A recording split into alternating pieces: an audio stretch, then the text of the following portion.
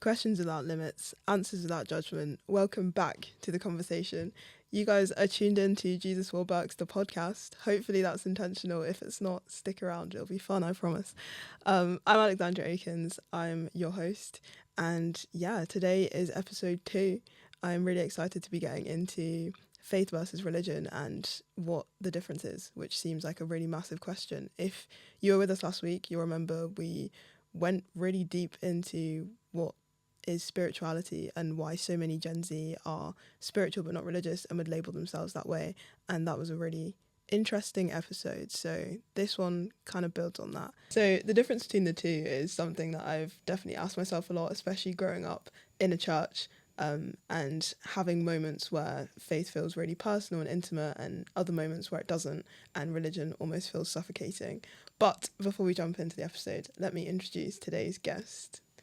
We are joined by Felix, who is a multiple degree holding academic creative guy who really loves young people and is passionate about seeing them develop their skills and achieve what they should achieve. Is that me though? That's you. Jeez. Welcome to the podcast. Thank you for coming. No, thank you for having me. No problem. So we met when I was studying at Oxford. You quickly became a kind of mentor type figure for me. And now I see you basically as a big brother, massively someone who I look up to. There in the good moments and the bad moments. Very annoying and never on time. How would you describe this? Yeah, I'd describe it the same way. I see you as a younger sister who is not just only navigating her faith and her journey after university, but someone who is a role model that I would love for people to get to know and to understand your journey and how it attains to not just only faith, to being a creative, being an academic, and just being a black woman in this life that we're living. So that's how I see it. That's the only nice thing that you'll ever hear about. I was about to say, I think that's the nicest thing that you've ever said. Ever. Like, at least it's on record. Oh, God. But yeah, another warm-up question for you. Yeah. We know that you're big into fashion. Don't know. 20 seconds or less. If you could only wear one brand for the rest of your life, what would it be and why? Before you answer, you cannot say Adidas. Oh, I love Adidas a lot. I think the other brand that I would wear is it's this brand called Honor Thy Gift by Russell Westbrook. I love the style that it's very eclectic, but I think also just the name of the brand is just very telling about the purpose of honoring the gift within. Being multifaceted, I think, especially being a young black man, is that you are kind of pigeonholed into certain stereotypes, certain looks. So the whole ethos of that brand is to just honor the gift, but then honor the gift within and what that attains to the multiple spaces that you're in. So that's the only brand I'd wear. Cool. Good answer. I'm on a roll today. And then so just everyone understands kind of where we're coming from. In terms of faith background, religious beliefs right now, how would you describe yourself? I would describe myself as a non-church going Christian. I'm on a journey of finding the right church for me at this moment. And I think because I've been kind of indoctrinated into church culture, I'm trying to break that for myself at this moment. Okay, cool. And yeah, we know what mine is. So to start off with, I just wanted to look at what faith is. Mm-hmm. And I feel like, both academics as we are, we can't go into this episode without defining the key terms. Yeah. So for me, I'd say faith is the trust in things that I can't see. Mm-hmm. So I trust that the wind is the thing that's moving the leaves, even though I can't physically see the wind. Yes. And when I sit on a chair like this one, I trust that the foundations of the chair are secure enough to hold my weight, but I can't actually see it. How would you describe faith? I'd describe faith as the intrinsic nature of hope, that there is something greater than us. And for those who may not believe, it's still the same premises of that there is something greater. But putting it into the mode of being a Christian, I think I always fall onto Hebrews 11, that definition of faith of, the things... I forgot what actually the verse is. But Hebrews 11 is like it's like Is it faith in is it's things the we evidence can't see? it's the evidence of things hoped for the evidence not seen. Something along those That sounds lines. good. It sounds good. It sounds really good. But then also, I just, as a creative, I think I just always lean into music, art, and the whole creative field. Sorry. And a song which really epitomizes faith for me is a song by a group called The Sound of Blackness, Optimistic, and it just speaks about how you just look for something greater, that you have your head up to the sky. Like that's one of the lyrics, like you can live as long as you keep your head to the sky. And for me is that faith is always looking forward. At times it's very easy to look back, and looking back does anchor us in not only growth, but sometimes can anchor us in just wallowing in self-pity. And I think faith allows you to see hope. Yeah. I like that. I think faith for me was probably one of the most difficult things for me to wrap my head around when it came to accepting that I was a Christian and going on that walk. Particularly as a kid, it was just believing in things that didn't make sense. Yeah. And I kind of touched on it on last week's episode, but like the world being made in 7 days, a guy being in a whale, like a sea splitting open and everyone just going through it, and that's calm, and I'm just supposed to have faith that that happened. And I'd say that I'm a very pragmatic person, and I think my friends would agree with that. And I like things in black and white. And I don't think it's possible really to be a Christian and just have everything in black and white, because there are things that don't make sense in the Bible that we believe, and there are things that don't make sense in real life that happen that we believe. So leading on from this, do you think that faith can ever be pragmatic? I think it can. I think you also have to take your culture into a perspective of it. I was born in Malawi, and some people say, "Oh, because I've lived the majority of my life in England, I'm more English than Malawian." And what would you say? I'd say I'm a hybrid of both, but I take it to that cultural understanding that there's things that I do not understand about the spiritual beliefs of some of my family members, but they can feel it and they can see it. So there's certain traditions in Malawian culture and Bantu culture, which I'm from, which encompasses so many other countries, where there is a strong belief in the spiritual. And there will be kind of like deities that are portrayed. And as a young child, seeing that, it caused so much fear in my life that that was the pragmatic sense of it. Is I could see it. I could see that this is a spirit being portrayed, but understanding that it's a representation of something which is greater. And I think when you grow up in a Western society which is separated from its spirituality, you then get the basis of, do I follow faith or do I follow the pragmatism of my education, of what I see in sight, what science says to me? And coming from an African culture where spirituality, there's a fine line, but you always know that it's out there. So for me, I think I really fall into that line of having that Western ability to see that there is flaws in faith. But then as an African, I'm like, big man, this thing is more real than you actually understand. And I had a conversation with a friend who's a pastor in Germany a few weeks ago, and we're talking about spiritual warfare and how growing up in a Western Christian church, you're told to pray, but you're not told to pray in preparedness for a spiritual battle. And he said that when he started praying for a spiritual battle, things started to shape, not just only in the spiritual world that he could not feel, but in his behaviors, in how he was now approaching life. It was like, whoa, I've actually activated something different. And I think when you have that perspective that there is a spiritual world, that there is something greater than you, you can take both things into your journey, that you can be faithful to knowing that you may not know all the answers, but then also that there is an ability for man to understand the nature of God to a certain extent, but not understand him in his whole totality. So, to someone who had never really come into contact with faith at all, and they're just looking at the Bible and they're reading these things and it doesn't make sense, what would you say to them as a starting point? Big man, if we can read Harry Potter and think it's real, then we can think that the Bible's real too. No, I think Quote it. yeah, add down the quote. No, I think it's it's a collection of stories first. It's a collection of human interactions with the spiritual world. And you can take it with a pinch of salt, or you can take it in a literal sense. And some people take it in a literal sense, some people take it as just a storybook. But it's how you connect, and I think that's the whole thing with literature.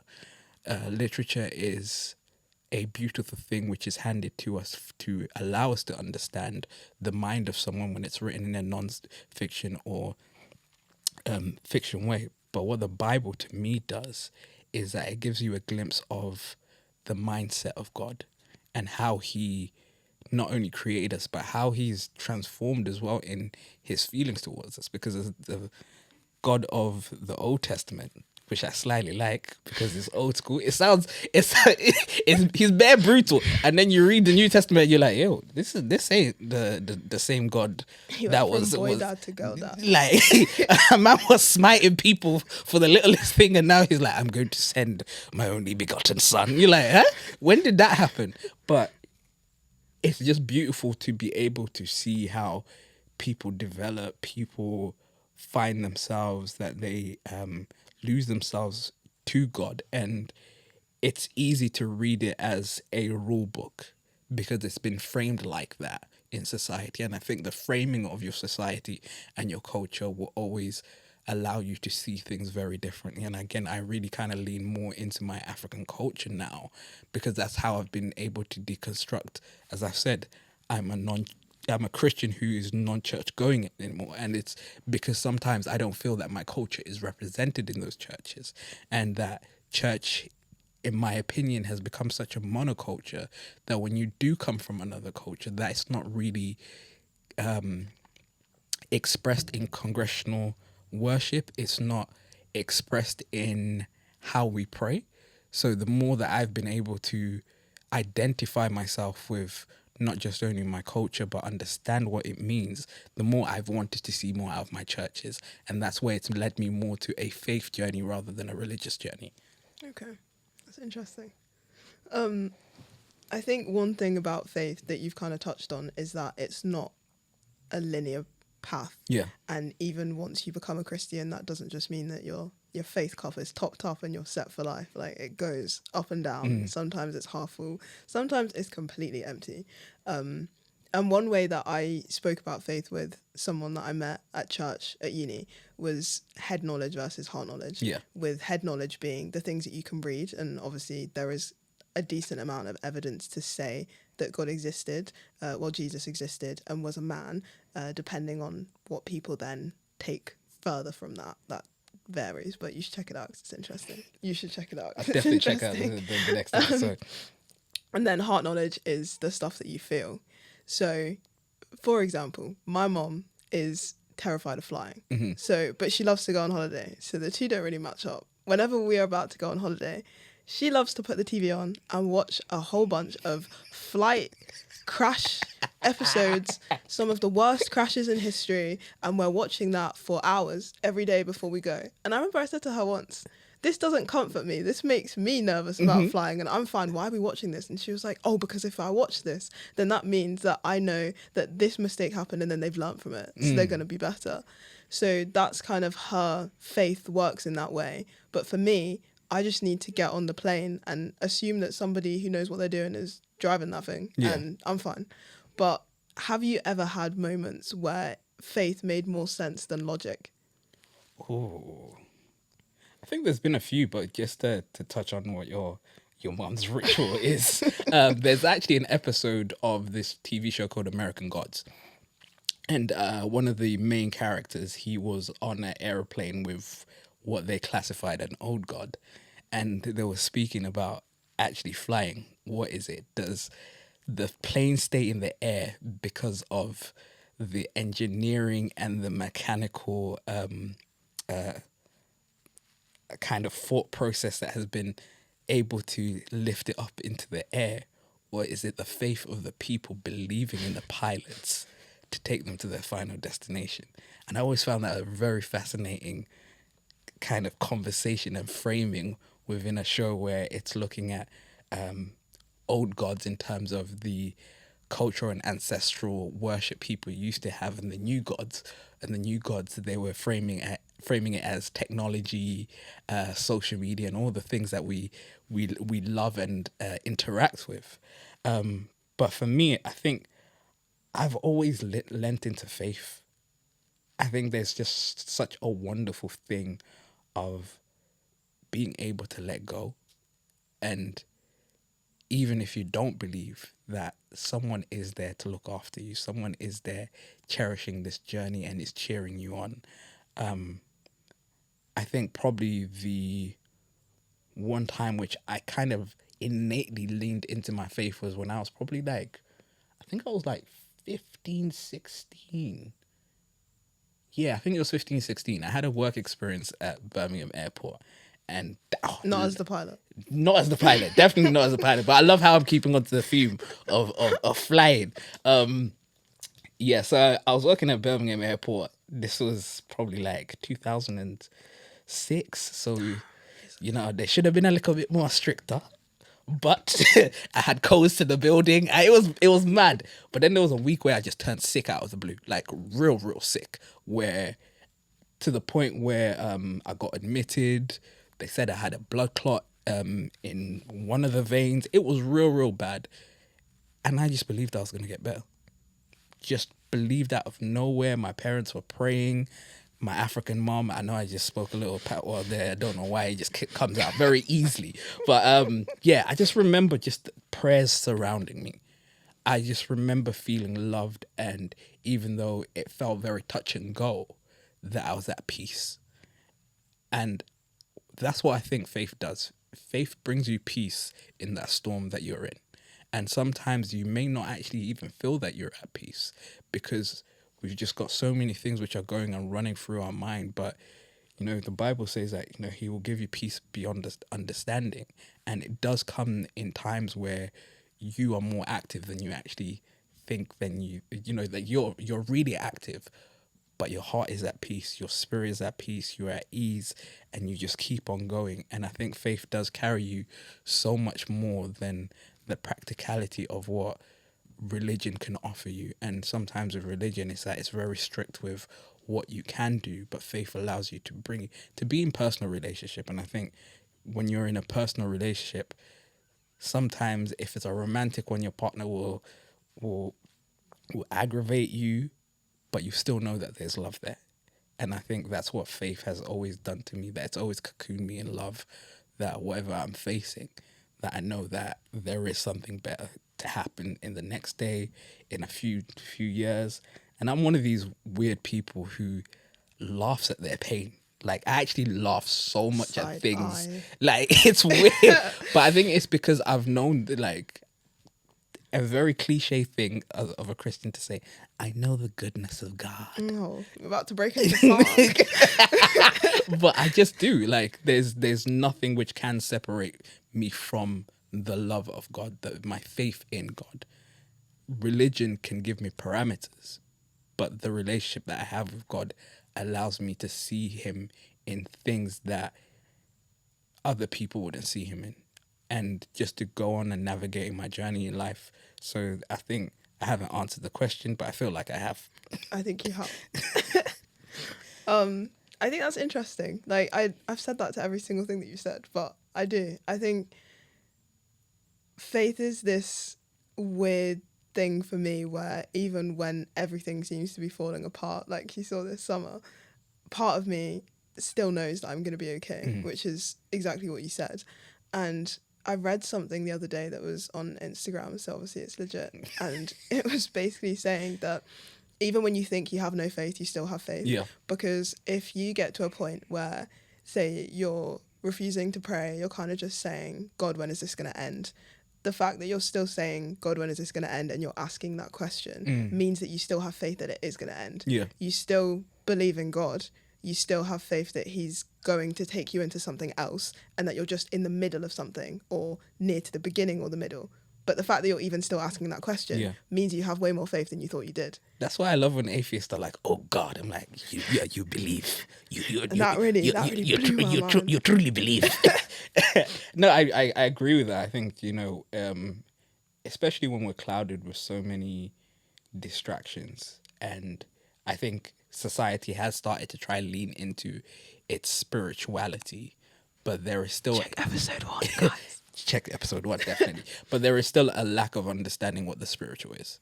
And that's not just attaining to Christianity. That brings Islam, Buddhism, Sikhism, every type of faith group, that if you go into it blindly, you can easily feel overwhelmed.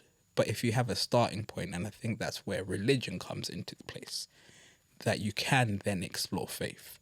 And that our ability to know these terms of like, oh God, there is something greater than us. Every society through the ages and every civilization has always looked at something greater than them. So for us to be in this age of technology and to bring back the TV show American Gods, is that which God are you celebrating and are you worshipping? Some people will go onto these ancestral gods. Some people will create new gods within their lives and put those on a pedestal. But it is part of the journey of spirituality, and I think people are now attuning to that, because the things which we usually distracted ourselves with, wealth, the ability to do things with our money that previous generations were able to do, we can't necessarily do that as young people. So the only thing that we can lean into, which don't cost too much money, is the spiritual sense. And then some people will be drinking them spirits like a rum myself. But I think people are going through a very interesting time of discovering what spirituality is, and then through that, what does faith mean to them? What does religion mean to them? So I feel that a lot of people are deconstructing what religion is to then go into deeper faith and then to go into an understanding of what the spiritual realm is. Okay. So in this hypothetical scenario, we're both Christians, and then we have faith, which means whatever it means to both of us. And then someone close to us dies. How do you then continue to have faith in a God being good or even a God existing if these things happen? And that is a kind of broader question. I'm making it small, but if wars happen, if babies die, etc., etc. I think that's always like an existential question, which is asked to Christians of like, how can God be good and allow these things to happen? Again, I lean into my culture, and every time, unfortunately, I've had so many friends pass away over the past decade. And before, I'd just say, oh yeah, rest in peace, and really not understand what that meant, and just say it because it's a terminology. And I think that happened because there was a removal of what my culture sees death as, that it's not the end. And the Bible says that as well, that it's not the end. But it kind of limits African spirituality. So if I talk about my ancestors in a Christian church, they'll be like, oh, that sounds a bit demonic. Why are you celebrating your ancestors? But then I had to actually look at myself and be like, actually, biblically, it's actually correct. Because when you read the Bible, especially the first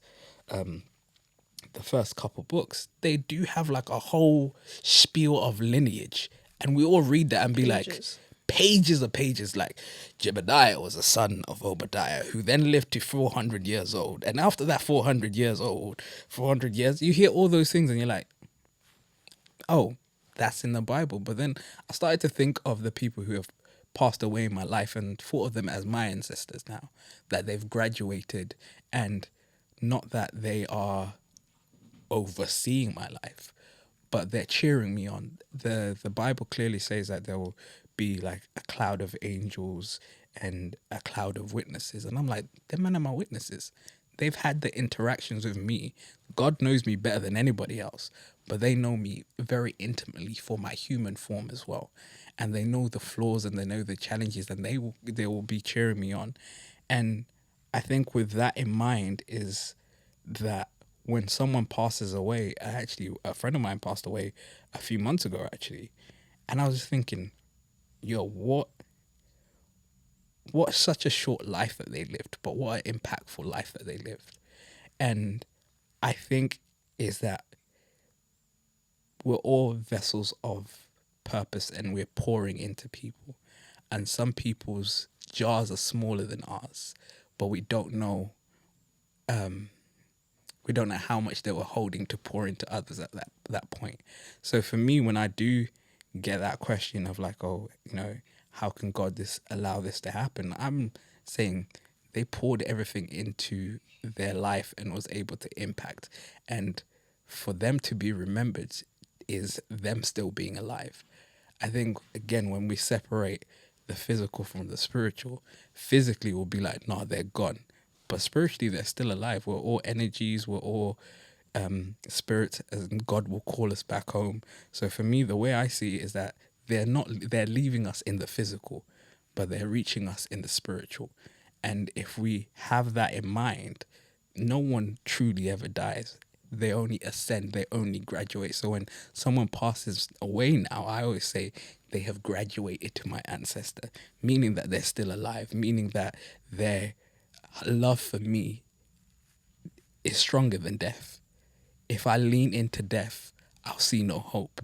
But if I lean into love, I'll see faith, I'll see optimism, I'll see growth, I'll see the goodness and what they were able to give me in this life.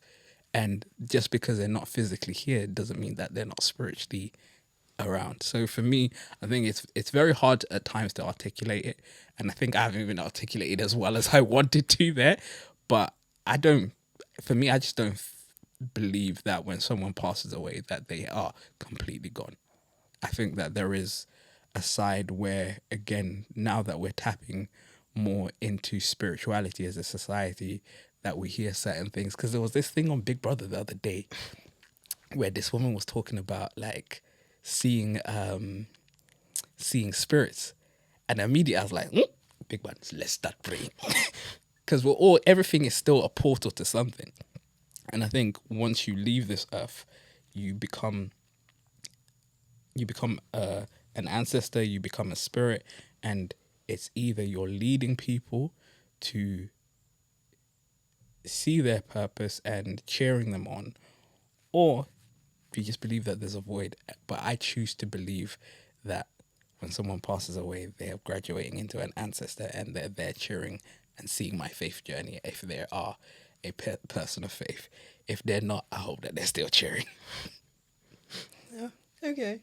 I think I have a slightly more petulant child approach to it that's definitely not as mature. I remember my granddad died when I was 13, and I was a Christian in name at that point, but hadn't had any kind of personal relationship with Jesus for myself. So I just was like, bun God, bun Jesus, this is a load of rubbish. Did my own thing for like 4 or 5 years. Literally just slammed the door in his face. It's like, if you actually existed and you loved me and you're all these things that people tell me you are, you would never have let this happen. And then, long story short, coming back to faith at university, that happened again through some of the worst points of my life, when I just thought, you know what, I've done life by myself for so long that if you do actually exist, then show me, prove it. So again, it wasn't out of like faith, it was out of anger. But I think that the way that I look at these things now is I still get angry at God for things. And I had a close friend pass away a year and a bit ago now, and I was angry and I screamed like in my room at God, like, what are you doing? Like, I can't deal with this. Like, this isn't fair. And I think you're allowed to do that, and you're allowed to have those emotions. And there's a verse in the Bible that's really famous and everyone quotes it, and it's Jesus wept because, he, as Christians believe, was the Son of Man, could raise anyone from the dead.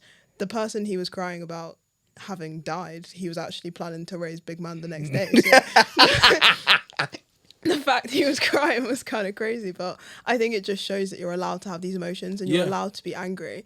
But it is a question that people ask all the time. If a God exists, why do wars happen? If a God exists, why does this happen?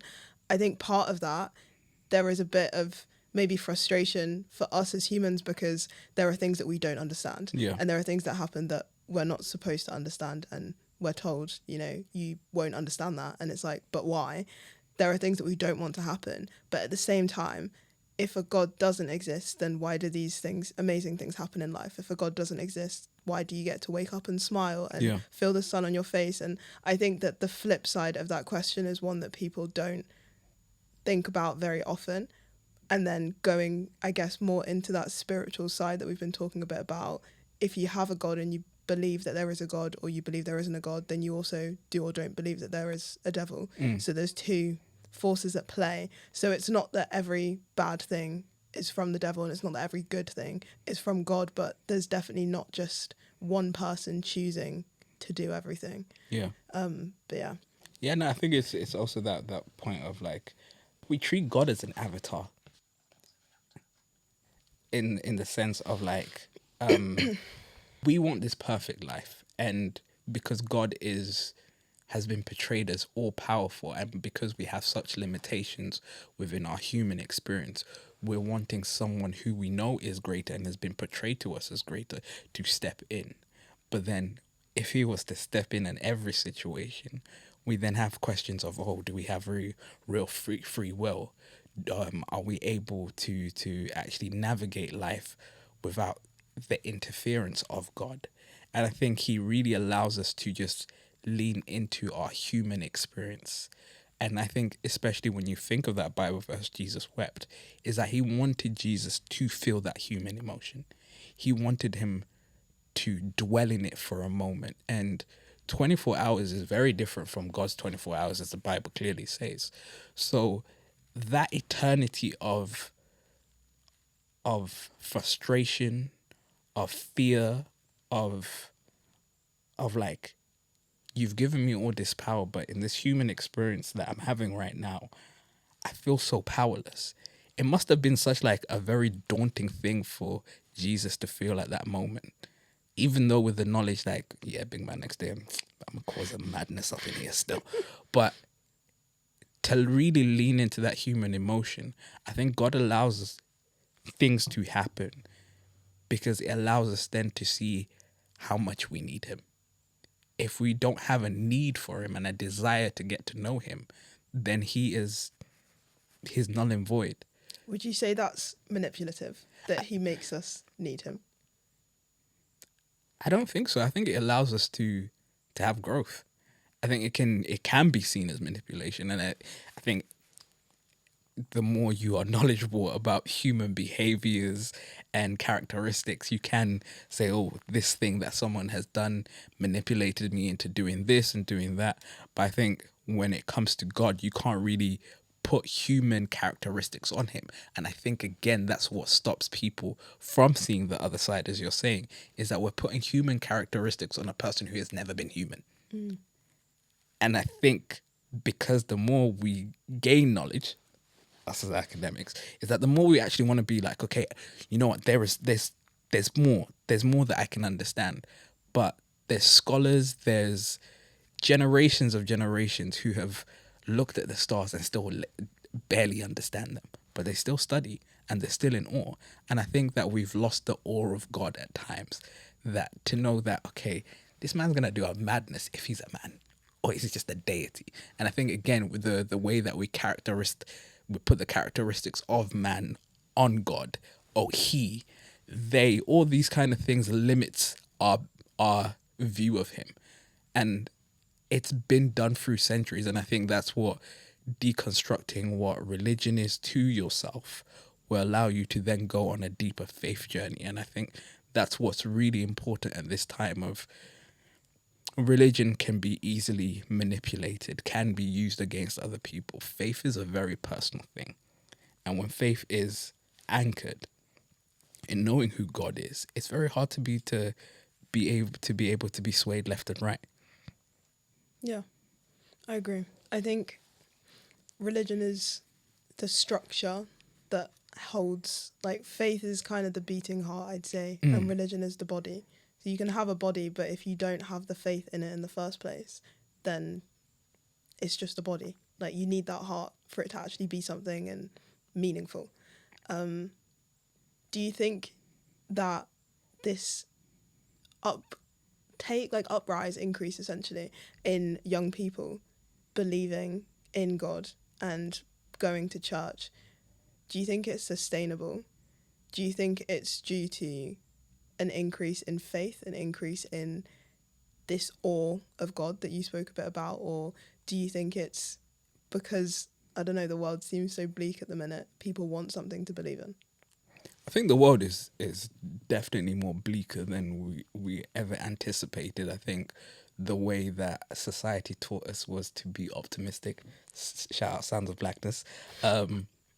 And then the reality of now being adults, you're like, big man, what is going on? Send me back to uni. Like, not even send me back to uni. Preschool. Like, send me back to the days when Bear in the Big Blue House was the vibe on TV. That was the time that I enjoyed. My godson was getting put to bed last week and he started crying.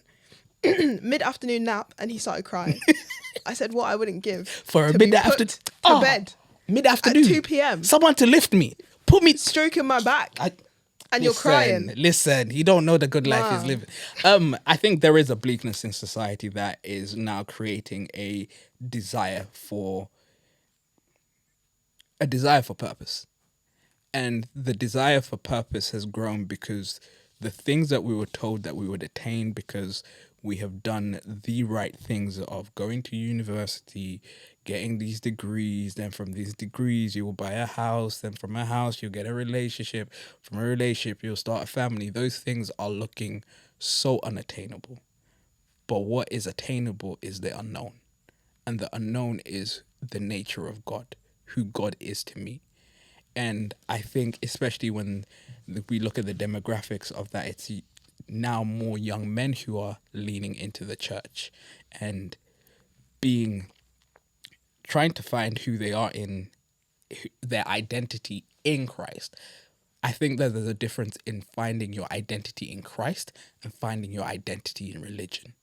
And I think a lot of young men are finding their identity in religion because it gives us a rigid set of rules and dogmas and a path to follow, where identifying in Christ means dying to yourself. It means also being sacrificial and being in service of others and having a servant heart. And if we look at the men in society who are taking up positions of power and influence, they do not have a servant heart. They portray themselves as followers of Christ, but they're followers of religion. And the religion that they are expounding to these young men gives them something to look forward to and something to work to. There's this thing that Matthew McConaughey said when he won his Oscar speech. I'm not going to paraphrase it because I completely forgot what he said, but it actually really does attain to what young men are going towards in this journey of faith, religion, of wherever they are. I think that because of the bleakness of society, the purpose, people are searching for purpose, and that purpose can be easily constructed easier when it's put in the parameters of church.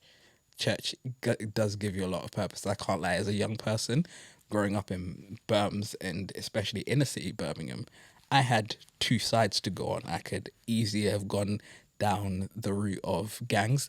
Actually, that man didn't actually want me. I remember I tried out for a gang.